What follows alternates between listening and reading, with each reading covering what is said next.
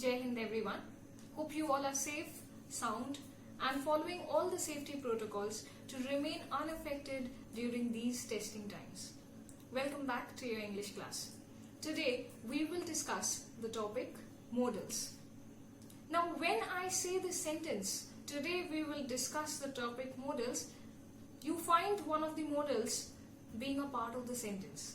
So this tells you how modals form an indispensable part of a sentence, right? So just as you know, verbs form an integral part of a sentence structure, modals also contribute to it. So let us revisit the word auxiliaries first. As you know already, auxiliaries are helping verbs, or they are also known as special verbs because they assist the main verb, right? For example, if I say she is dancing, that means is the auxiliary verb or the helping verb, and dancing is the main verb because it denotes action of dancing. So here we find auxiliaries being grouped into two separate categories. One is primary auxiliaries and the second is modal auxiliaries. You find here I have clubbed three primary auxiliaries. Okay, you already find the digit 3 because we find in English grammar we find three primary auxiliaries, that is be, do and have. Now in spite of being primary, we will find that they are variables. Why variable? Because they change their forms according to the number and person of the subject of the sentence. Now for example, if I say I am tall, obviously I will not say she am tall, because the moment the subject changes, the verb also changes to is, right? So when I say I am tall, I will also say she is tall or he is tall or they are tall, right? Because the subject, with the change in subject, the verbs also keep on changing. Now we move to the second point. They can function as main verbs sometimes. Yes, they do function because you can find the sentence here, you are smart. Now when I say you are smart, here obviously there is no such action verb or main verb, right? But there is the presence of this auxiliary verb are. Now again, when I say number, that means singular and plural. When I say she has cakes, and then if I change it to a plural subject, that is they, I will obviously be changing the auxiliary verb as well. So I will not say she have cakes, but I will say they have cakes, because just as the subject changed, we also have to change this particular verb in agreement to the subject. Now we move to modal auxiliaries. Now unlike primary auxiliaries, modal auxiliaries are constants. They are not variables like primary auxiliaries. Alright, they are 13 in number. They do not change their forms according to the number and person of the subject. So there is no need of adding s or es to the auxiliary verbs. Like for example, if I talk about do, if I say I do my work daily, and if I say about the subject being she does her work daily. Okay, so we add that es after do. But here you find can remains unchanged, must remains unchanged, and again will remain unchanged in spite of the subjects varying, in spite of different subjects, different persons and different numbers. You see here plural is being used, but in spite of that, will remains as will. Okay, there is no change in do or does like the way it happens in primary. So there is no need of adding that s or es after the auxiliary verb. Second point, they cannot function as main verbs except in a few cases that we will be dealing in the rest of the class. Now when I say the topic of today's class is modals, what do you mean by modals? Now the very name or the very title will tell you that modals came from the Latin modus, M-O-D-U-S. When I say modus, that means in English, it means the mode of speaking, right? So what do we get to know, or what is the information that we extract? It actually tells you the speaker's mode of expression, okay, or the speaker's state of mind or the mood of the speaker, right? So these auxiliaries that are also known as modal auxiliaries or simply modals are special verbs that reflect the speaker's mode of speaking. They are used to give a special effect to the language. They are used when the speaker wants to be extra polite, sometimes the speaker wants to be determined, and sometimes his or her sentences, whoever is the speaker, okay, these sentences want to indicate duty, obligation, permission, possibility, etc. So there are various modes of expression and there are various types of expression as well. Yes, the modals can have interrogatives and negatives, like for example, can, cannot, should, shouldn't, okay, and similarly they can also have negatives, right? You need not go there, okay. So again, if need is a modal, you can use its negative form depending on the meaning of the sentence. They can also have past forms but not always, right? So we'll discuss the past forms here when we move to the rest of the class and its contents. Here is the term how we use it. Now, modals is a part of your examination or a part of your syllabus because it will be coming in editing, omission, it can come in fill in the blanks, right? So here you will find that there are different kinds of usage, okay? What you need to keep in mind is the appropriate usage. The most appropriate usage would be accredited, alright? So you find the expression types here like ability, permission, necessity, obligation, compulsion, request, offers, probability, likelihood, conditionals. So if we club these particular expressions, then we also find the kind of modals we use to express this particular expressions, like can and could for ability, why, can, must, should, have to, need to, ought to for expressing these forms of expressions, okay, and the rest go on. For example, in conditionals, if you have to express a condition, then you have to use or you can use the terms could, should, would, might. Now to illustrate further, I will move on to the usage with examples. Like modals can and could. What does it denote? It denotes ability, making requests, permission, giving permission. Like I can swim well. I could swim well when I was 10. That means it's a past ability that I'm talking about. Again, making requests. Can we go to the park later? Or we can simply use the term, could we go to the park later? And again, we can use it for permission too. You can stay till late tonight, or you could stay till late tonight.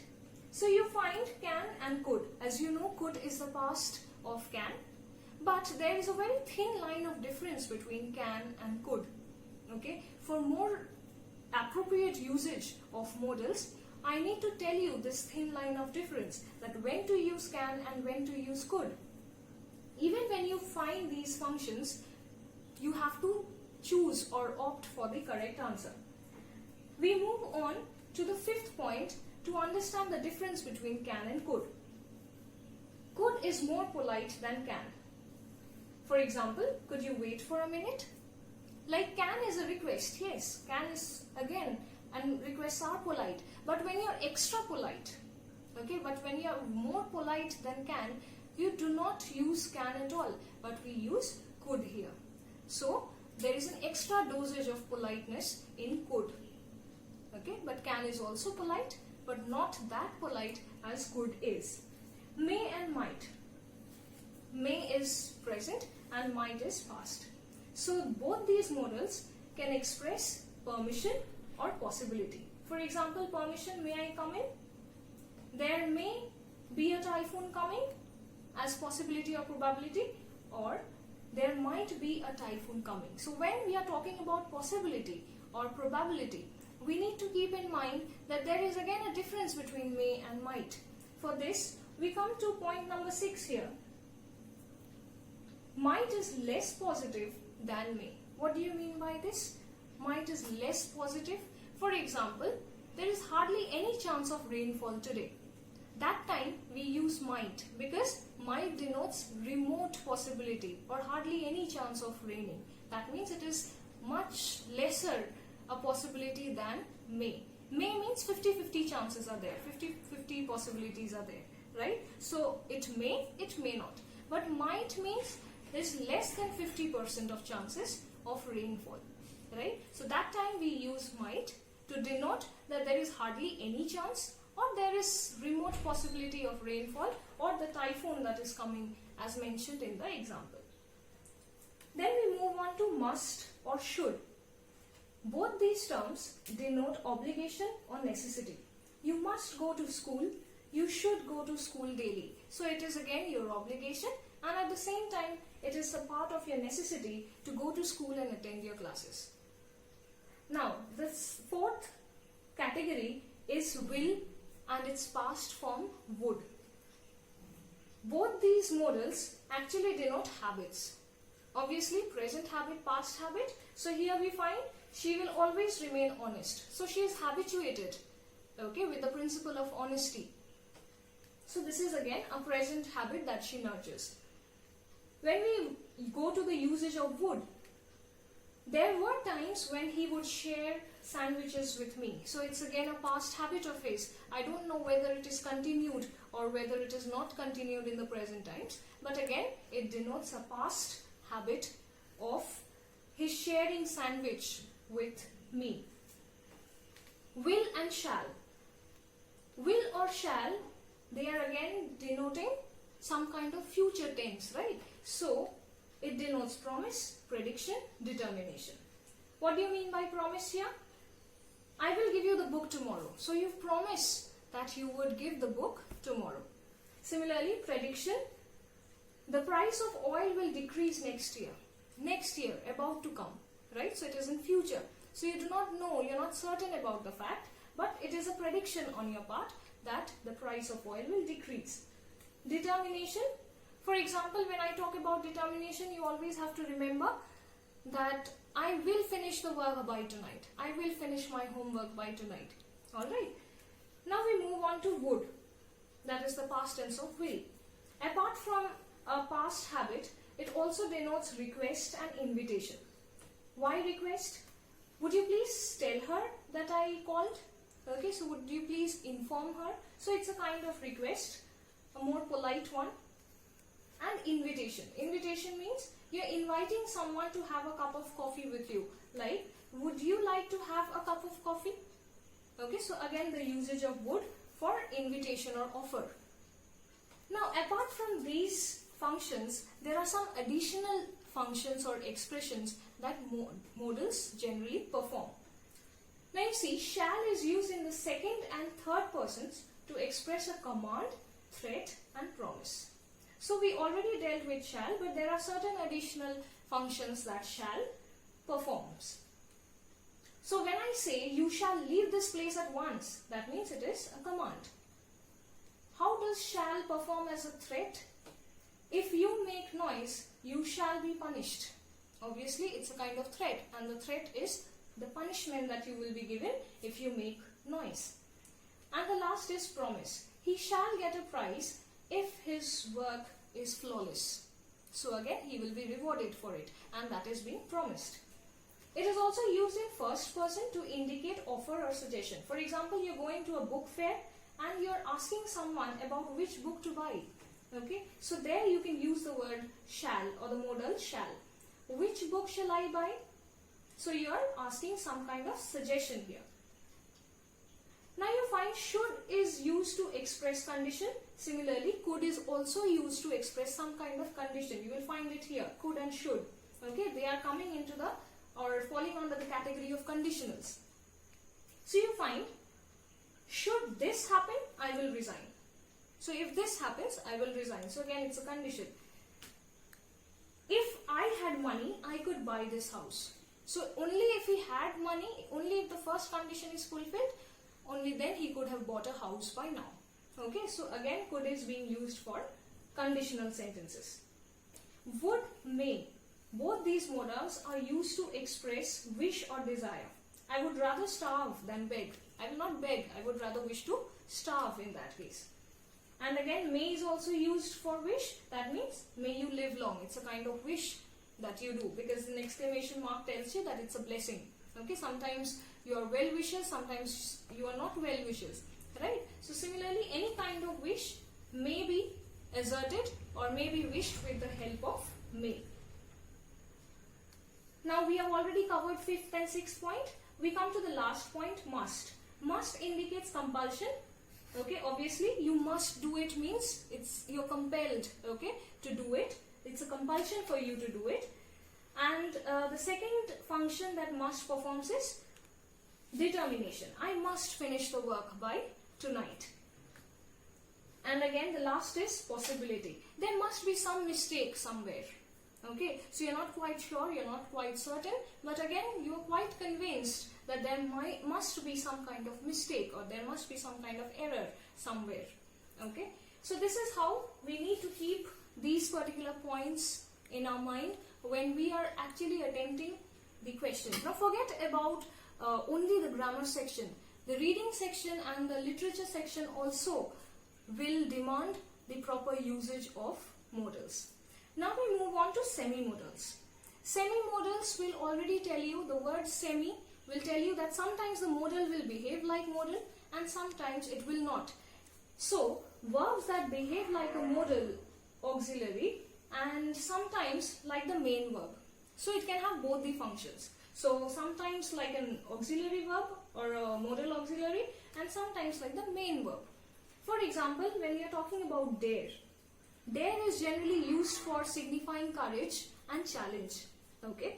For example, you play the game Truth and Dare, right? So there itself, when you dare something, that means you're challenging someone to perform that particular task. Okay, you're testing that how courageous is the other person involved in the game, okay, to do or perform that particular task.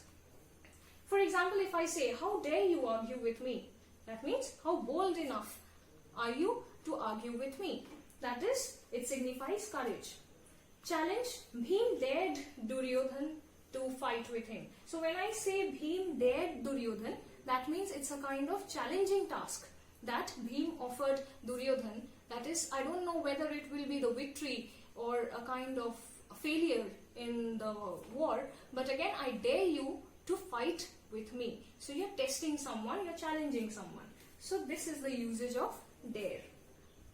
Ought, it again signifies moral duty or obligation. You ought to treat your parents with care. So it falls under your duty or obligation that you treat your parents with care. Need obviously is necessity. Necessity means he need not go. Why did I write or why did I include this particular sentence? He need not go, because as I said that there are certain negatives, okay, of modals as well. So necessity means he need not go. That means there is no necessity for him or her to go. I need to hardly remind him. That means he's so particular that there is no necessity for me to remind him every time. Okay, he's quite punctual, he's quite regular with his work. He does not need any kind of reminders. And the last is used to. Now used to means a discontinued habit or simply a habit. For example, if I say he used to dance when he was a child. Okay, so that means when he was a child, it was a habit of him to dance well. Okay, so he was quite an expert, he was quite adept in dancing skills, right? So that is again a habit that is discontinued now. Okay, it is no longer continued because he is not young anymore. Okay, I repeat the sentence. He used to dance when he was a child. That means he is no longer a child and hence the habit is discontinued. And simply a habit, for example, if I say I'm quite used to hard work, that means I'm habituated, I'm accustomed to hard work. Alright, so that brings us to the end of modals. So when I say that modals is a very integral part of your syllabus, it covers all the curriculum boards, that is CBSE, ICSE, IB and beyond. Alright, so please try to gain your expertise in this particular topic. You may post your doubts or you may write or upload your doubts in the comment section. Thank you everyone. Take care.